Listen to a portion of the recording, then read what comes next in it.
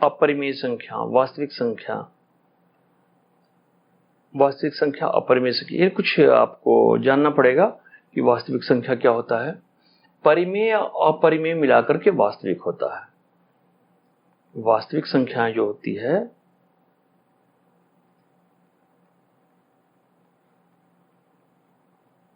वास्तविक संख्या, इसके दो पार्ट, परिमेय संख्या और अपरिमेय संख्या।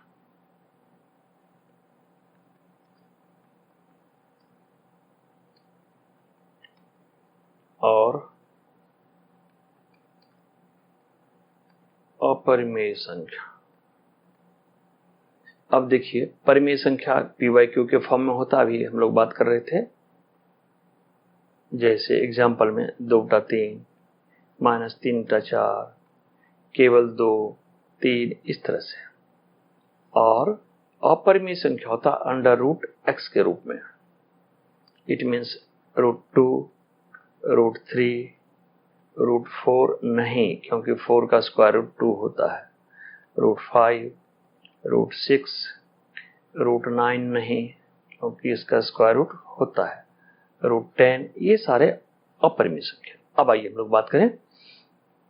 पहला क्वेश्चन इसका है, नीचे दिए गए कथन सत्य हैं या असत्य, कारण के साथ उत्तर दीजिए। प्रत्येक अपरिमेय संख्या एक वास्तविक संख्या, प्रत्येक अपरिमेय संख्या एक वास्तविक संख्या, प्रत्येक अपरिमेय संख्या एक वास्तविक संख्या। सही है, क्योंकि वास्तविक संख्या, अपरिमेय संख्या भी वास्तविक है और परिमेय संख्या भी वास्तविक है, इसलिए ये होगा यस, सत्य है।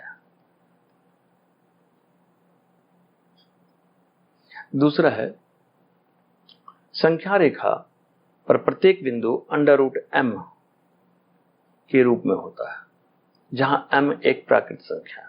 जैसे अब देखिए, मान लो मैं एक संख्या रेखा बनाऊं,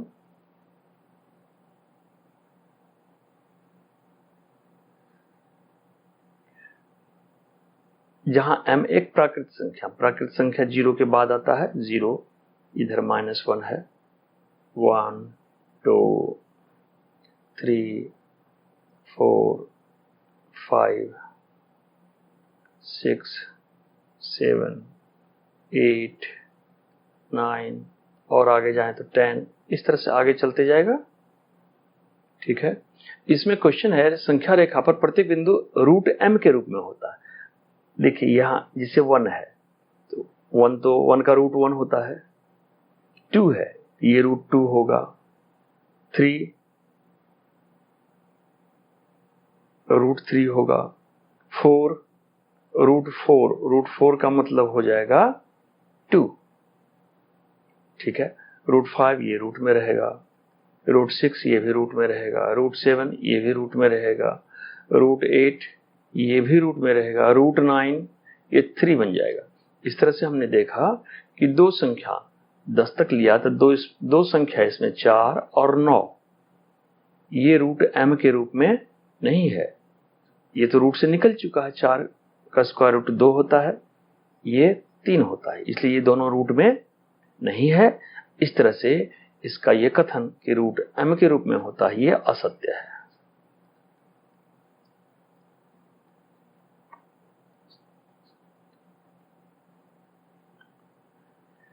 तीसरा पार्ट है, प्रत्येक वास्तविक संख्या एक अपरिमेय संख्या। देखिए अब यहां पहला क्वेश्चन था, प्रत्येक अपरिमेय संख्या वास्तविक होता है, ये तो सही था, लेकिन प्रत्येक वास्तविक संख्या ये अपरिमेय होता है, ये गलत है, क्योंकि वास्तविक संख्या परिमेय भी होता है और अपरिमेय भी होता है, दोनों मिले होते हैं वास्तविक। इसलिए ये कहना कि वास्तविक संख्या अपरिमेय होता है, ये गलत है, असत्य। नेक्स्ट,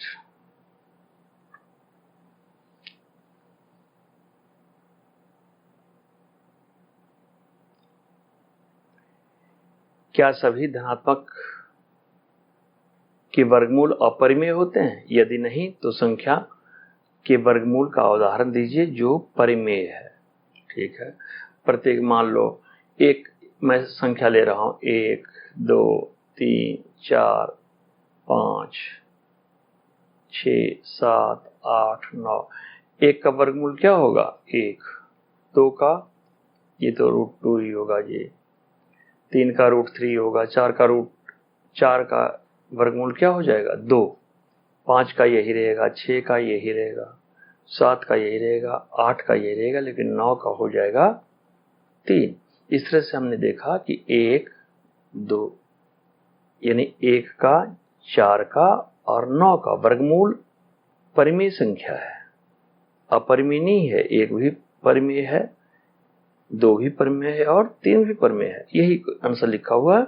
इसका मतलब ये कहना कि प्रत्येक जो है अपरिमेय होते हैं, ये गलत है, ये सही नहीं है। ये लिखा अपरिमेय, सभी धनात्मक पूर्णांक का वर्गमूल अपरिमेय नहीं होता है। ठीक है, जैसे 4 का वर्गमूल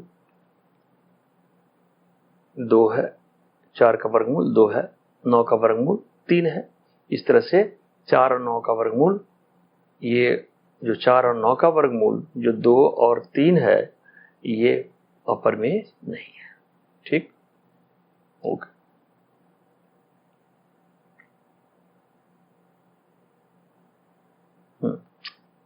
क्वेश्चन थर्ड में देखिए, इसमें दिखाइए कि संख्या रेखा पर √5 को किस प्रकार निरूपित किया जाता है। √5 को अगर कहता 5 को निरूपित करना है तो बड़ा आसान था। संख्या रेखा खींचा, 1, 2, 3, 4, यहाँ 5 लिख करके इसको थोड़ा सा डीप कर देते कि हाँ जी रिप्रेजेंट हो गया। लेकिन यहाँ √5 है, यहाँ रूट है। रूट के लिए थोड़ा सा मेहनत करना पड़ेगा। रूट के लिए हम लोग थोड़ा सा पाइथागोरस प्रमेय की तरफ चलेंगे। पाइथागोरस प्रमेय, जैसे आप जानते हो कि ये अगर कोई समकोण त्रिभुज है ABC, मान लो ABC कोई समकोण त्रिभुज है, ये 90 डिग्री का कोण है, A, B और C। ठीक है, समकोण त्रिभुज है, इसमें AC square is equal to AB square plus BC square होता है। ये हम जानते हैं, ये पाइथागोरस प्रमेय है। इसके पिछले क्लास में हम लोग इसको पढ़ चुके हैं। ठीक है, इसी को ध्यान में रख करके √5 को हम 4 + 1 लिख सकते हैं ना। 4 किसका स्क्वायर है? 2 का, और 1 है 1 का स्क्वायर। इसको ध्यान में रख करके आइए हम लोग सवाल करें। पहले तो एक संख्या रेखा खींचा, ये संख्या रेखा खींच लिया, जहां तक जाइए। ठीक है, उसके बाद 2 इकाई लिया, 2 यहां एक पॉइंट लगाया, इसके ऊपर 90 डिग्री का कोण बनाते हुए यहां पर 1 इकाई और लिया। ये तो 2 इकाई हो गया, ये 1, जहां पर 1 आया उसको इससे मिला दिया। ये पार्ट अब देखिए मैं मिला दिया। इट मीन्स ABC एक समकोण त्रिभुज बना। ABC एक समकोण त्रिभुज बन गया, क्योंकि 90 डिग्री का कोण है। जहां AB 2 यूनिट है और BC 1 यूनिट है। इसको सेंटीमीटर माने, इंच माने, या जो भी माने। ठीक है, अभी इसमें AC स्क्वायर इक्वल टू क्या हो जाएगा? AB square plus BC square. देखिए यहाँ AC स्क्वायर या CA square equal to AB square plus BC square.